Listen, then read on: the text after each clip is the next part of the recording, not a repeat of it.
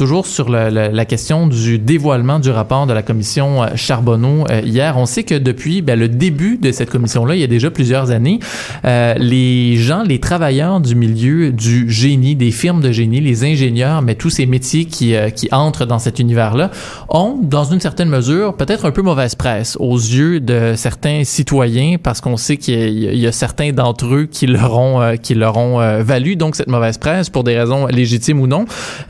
Et en fait, ce qui est intéressant, c'est que là, en marge du dévoilement de ce rapport-là, il y a des étudiants en génie qui demandent à ce qu'il y ait l'enseignement de meilleures notions d'éthique dans le cursus scolaire des étudiants pour éviter que des scénarios comme celui qu'on connaît actuellement se répètent dans l'avenir, à court ou à long terme. Et on en parle ce matin avec Romain Gaillet, qui est porte-parole de la Confédération pour le rayonnement étudiant en ingénierie au Québec. Il est au bout du fil. Monsieur Gaillet, bonjour. Oui, bonjour. Peut-être pour commencer, simplement, à chaud, là, comment vous réagissez à la sortie de ce rapport-là, que plusieurs critiquent déjà? Mm-hmm. C'est sûr que c'est un rapport quand même assez complexe avec 1700 pages, puis il y a beaucoup de contenu dedans.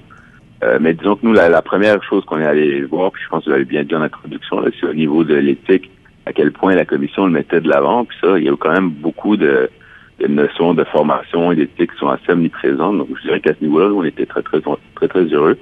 Parce qu'en 2014, on avait présenté un mémoire à la commission Charbonneau, où justement, les lacunes dans les cours d'éthique en génie, on était allé en parler, on avait dit qu'il fallait travailler là-dessus.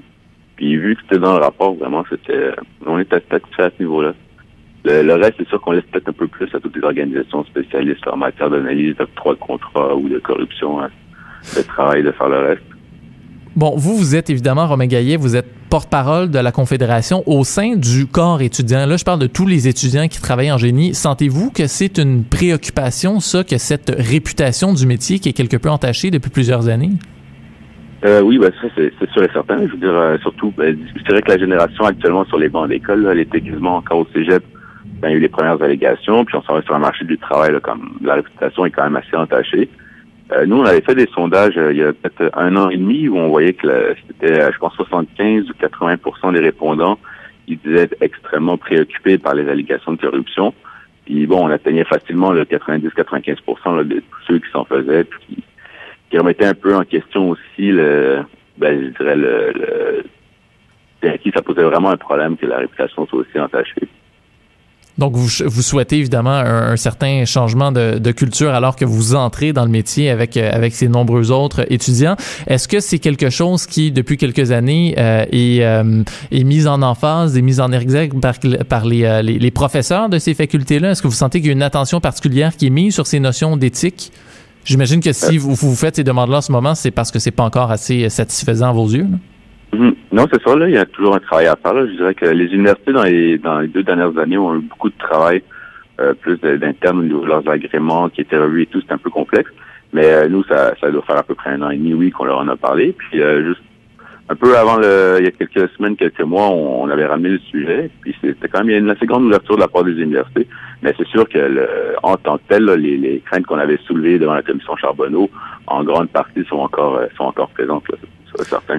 Et qu'est-ce que vous répondez à ceux, parce que là, je suis sûr que j'en entends peut-être même des gens qui travaillent dans le milieu, mais depuis de nombreuses années, qui se disent, c'est la naïveté étudiante, évidemment, on entre dans le milieu, on est encore jeune, on veut bien faire, mais après, on entre dans le système, les choses fonctionnent différemment, vous allez être frappé par la vraie vie, entre guillemets, lorsque vous allez entrer dans le milieu. Qu'est-ce que vous répondez à ça? Non seulement, en fait, il y a quand même certaines mesures qui peuvent être apprises à être détectées. Je veux dire, on le voit dans le rapport de la commission, là, il y a quand même certaines formes de corruption qui peuvent être très subtiles à détecter. Donc, rien que ça, ce serait un exemple de choses qui peuvent être mises en place où probablement qu'un ingénieur avec beaucoup d'expérience aurait pas tant plus de facilité qu'un étudiant ou du moins un jeune ingénieur. Et après aussi, la façon de réagir devant un cas de corruption, de collusion, devant une offre et tout, c'est pas forcément évident d'avoir peut-être les premiers réflexes qui sont les meilleurs, ni de savoir quels sont les recours. Même qu'en lien avec ça, nous aussi, une solution qu'on mettait de l'avant, c'était que le gouvernement se dépêche vraiment d'encadrer les mesures de protection des dénonciateurs et des délateurs. Oui, c'est bien beau de développer des réflexes éthiques et tout sur les bancs d'école ou en formation continue une fois qu'on est ingénieur, mais il faut aussi pouvoir être protégé quand on décide de dénoncer, donc on ne pas subir de représailles ou de pression de garder aussi notre confidentialité. Et j'imagine que de vous entendre, vous, comme étant porte-parole de la Confédération pour le rayonnement étudiant en ingénierie au Québec, chez nos élus, ça pourrait avoir donc un certain écho et ça pourrait les encourager, ou à tout le moins les administrations des universités, à peut-être serrer la vis et mettre davantage, accorder davantage d'importance aux notions d'éthique, donc dans les cours d'université. À tout le moins, on vous le souhaite. Quelles sont vos prochaines démarches? Là, vous parlez du mémoire que vous avez déposé donc en commission. Vos prochaines démarches pour faire avancer le dossier, quelles sont-elles? C'est sûr. Nous, on va continuer là. On va continuer à discuter avec les recteurs. Nos associations étudiantes aussi sont là-dedans. Et je veux dire, c'est un document que tout le monde avait énormément apprécié quand on l'avait adopté chez nous. Là. Donc, oui, on va continuer de faire revendiquer les idées dans le mémoire devant les directions des écoles. Romain Gaillet, je le rappelle, porte-parole de la Confédération pour le rayonnement étudiant en ingénierie au Québec. Je vous remercie de nous avoir parlé ce matin. Merci beaucoup. Au plaisir.